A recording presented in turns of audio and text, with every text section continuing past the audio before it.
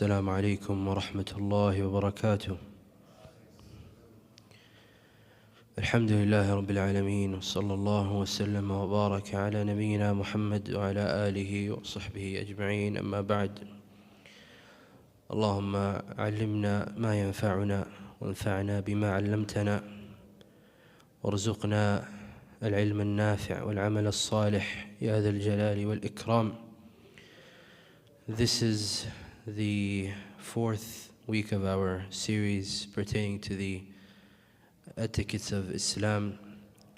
And we were taking from the book Al-Adab al-Ashara, the 10 Etiquettes, authored by a beloved scholar, Al-Shaykh Salih ibn Abdullah ibn Hamad al-Usaymi, وفقه الله. We've reached the 7 etiquettes. قال المصنف وفقه الله: السابع: رد التثاؤب ما استطعت، وأمسك بيدك على فيك، ولا تقل ذكر المصنف وفقه الله الأدب السابع من الآداب العشرة، وهو يتعلق بآداب التثاؤب.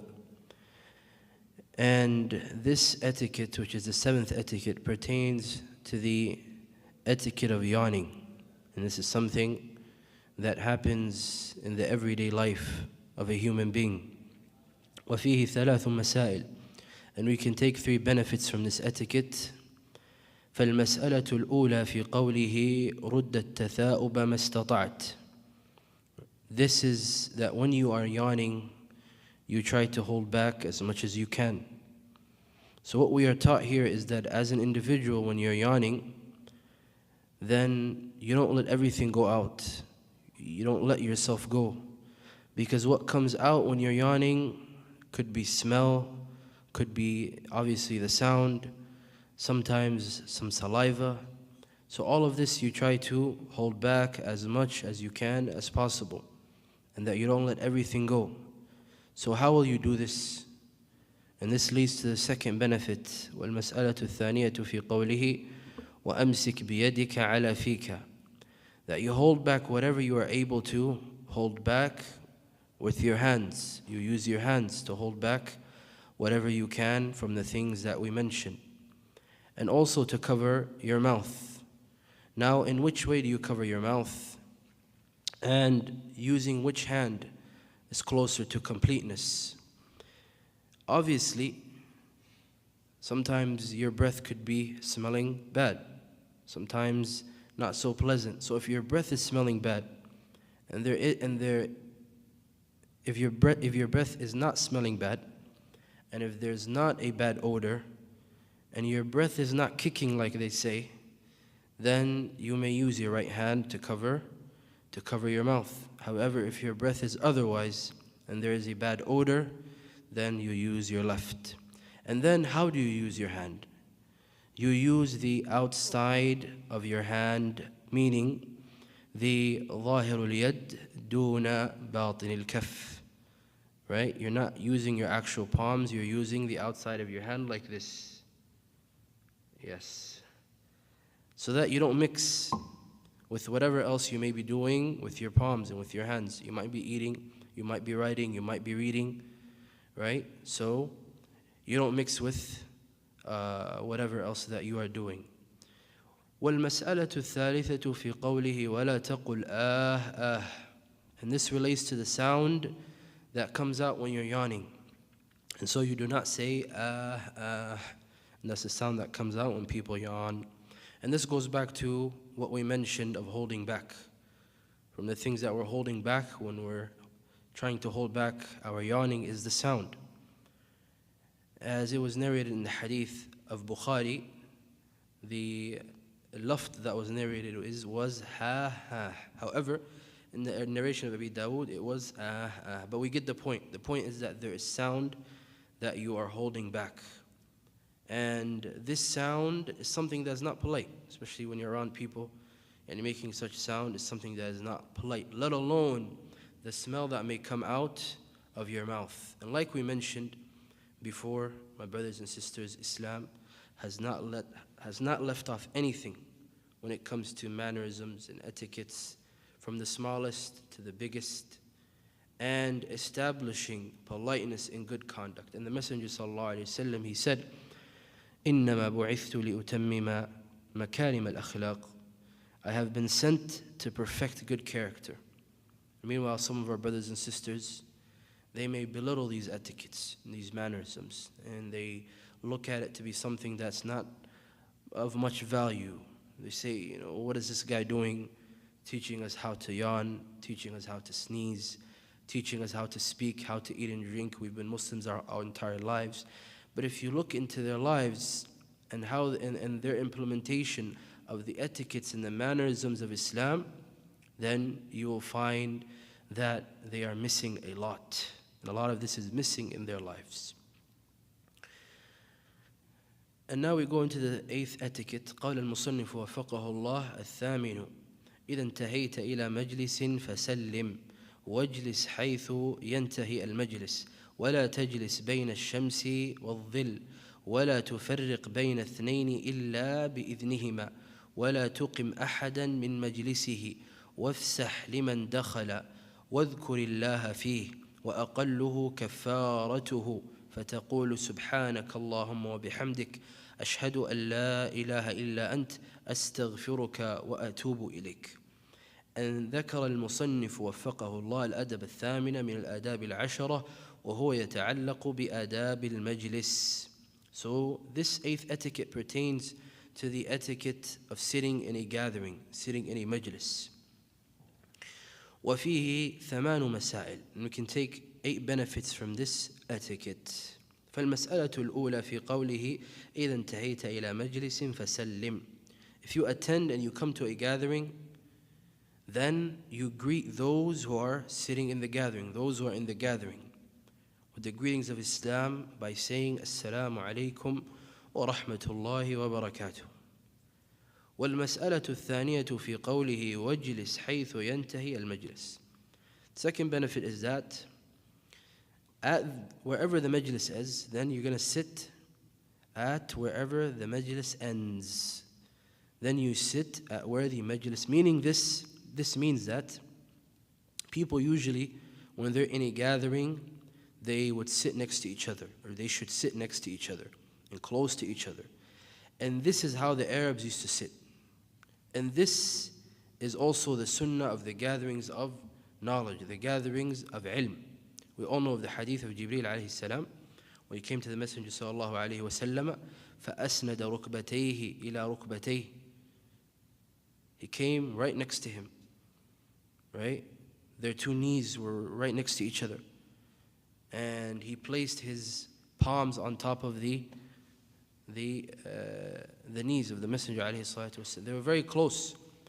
And we take from here some of the etiquettes when we're seeking knowledge or when we're in gatherings of ilm. This is how it should be. And even our normal gatherings. So going back to what we were saying, when you come to a gathering of this sort in which people are sitting close to each other and next to one another, then you sit the closest place of that circle or that majlis, the closest place where it ends. For example, there's a group of people sitting here, sitting right next to each other, right? Say there's 10 people, and they're all facing this way. So when you come in, you sit at the end. Or if there's another side, you come and you sit at the end of where Akhuna is sitting, or the end of where the brother Yasir is sitting, right? But the thing is that people are sitting what? Next to each other, and they're close to each other. And if someone comes after that, they do the same. They just sit after. And the one that comes after that sits after that. And the same for whoever comes after. And this is also the type of gatherings that are being referred and it is encouraged by the Sunnah. This is how our gatherings should be. However, if we're talking about the common gatherings we see today in which people, a lot of the times they're sitting all over the place. You might see these people in a huge room and everybody's far apart. Somebody's sitting in the back, somebody's sitting in the corner, somebody's sitting in the other corner. Then in this case, if you come into a room or a gathering and you see somebody sitting on the west side of the room and the other on the south side of the room, then sit wherever you want to sit. So sit wherever you feel like sitting, because this is a majlis that is mutafarriq, people all over the place. And this sunnah, this etiquette does not apply. It applies only to the majalis, and to the gatherings, and to the circles, and to the sittings where people are actually close and next to each other. So however, for the gatherings in which people are sitting close to one another, the gatherings that we mentioned, then this is where this etiquette and this sunnah applies. So when you come and you come to such a gathering, sit next to the closest person, like we mentioned. والمسألة الثالثة في قوله ولا تجلس بين الشمس والظل. And do not sit in between the sun and a shade. Do not sit in between a sun, or do not sit in between the sun and a shade. Meaning that half of your body being under the sun and the other half being under a shade, as we have been prohibited from this in the hadith collected by Sunan Ibn Majah, hadith of Ibn Majah that was collected Ibn Majah, and it was graded Hasan. This hadith was Hasan, the sound hadith. We were narrated from this. We were prohibited from this. We were prohibited from this. There are also other narrations that say that this is the majlis of shaitan. This is how shaitan sits. However, none of those hadith are authentic. None of those hadith are authentic. Those hadith that say that this is the way the shaitan sits, or this is the majlis of the shaitan. But the hadith that is in Ibn Majah, Sunnah Ibn Majah, in which we were prohibited from this, is a sound hadith. والمسألة الرابعة في قوله ولا تفرق بين اثنين إلا بإذنهما. And do not sit in between two except with their permission. Two people that are sitting right next to each other, and do not sit in between them except that you've taken permission from them, that you've taken permission to sit in between them. Because the asl, like we mentioned, is that we are sitting next to one another, not just next to one another, but very close to each other in gatherings. So if you want to sit in between two people that were sitting next to each other, then you seek permission from them. However, if they're not sitting next to each other, meaning they may be close to each other, but there's maybe a spot or two or three that is in between them, then you do not need to seek permission. And you take whatever of the seats that you want. Like our gathering here. We're sitting next to each other, but we're not sitting we're not sitting right close to each other. So whoever comes in, can sit right here next to the Brother Jibreel. Or whoever comes can sit in between Brother Muhammad and Akhuna Haro. Sit right there, right? Because they're not sitting right next to each other. So the permission, you seek it when there's two people that are sitting right next to one another. However, the right of seeking permission, we said, applies to the two that are sitting right next to each other. But if they aren't sitting next to each other, and there's space in between them, and there's extra spots in between them, then they don't hold the right of being asked permission. والمسألة الخامسة في قوله ولا تقم أحدا من مجلسه. That you do not take the spot or the place of another individual. You do not take their place, meaning by asking them to get up and to take their spot. And there's no reason for this. This is not allowed for an individual to do. That when you enter a gathering, for example, that you intentionally go to an individual that had a seat, and for no reason you ask them to get up, I want to sit here. Or maybe it's a better seat, right? For no necessary reason, you think it's a better seat, so you want that seat. This is not allowed, that you ask them to get up from their spot. And this is a tradition that was not known in the past, right? Seat preferences and whatnot. And this also applies to positions, right? Positions. This applies to positions. Somebody may have a position of ifta, or a position of imam, or a position of teaching. you know, come and take that spot. And a lot of these positions, a lot of the times, they should come out of appointment. Somebody should be appointed and not look for these things, not look for positions such as imama or teaching or imam or ifta. These are things that you should be appointed for. And people see your qualifications and whatnot, that they ask you to come forward and to take upon such responsibility. And this is not for anybody to just, you know, out of what they think or what they want, to come forth and take. والمسألة السادسة في قوله وافسح لمن دخل, and make space and widen the gathering or the majlis or the circle for the one that comes in. We're sitting in a majlis that's very close to people, close to one another, it's tight. Then when somebody comes, we do something called al-ifsah, widening, making spacious. Allah subhanahu wa ta'ala tells us, يا أيها الذين آمنوا إذا قيل لكم تفسحوا في المجالس فافسحوا يفسح الله لكم. When you're told to widen, right, make space in the majlis, then do so.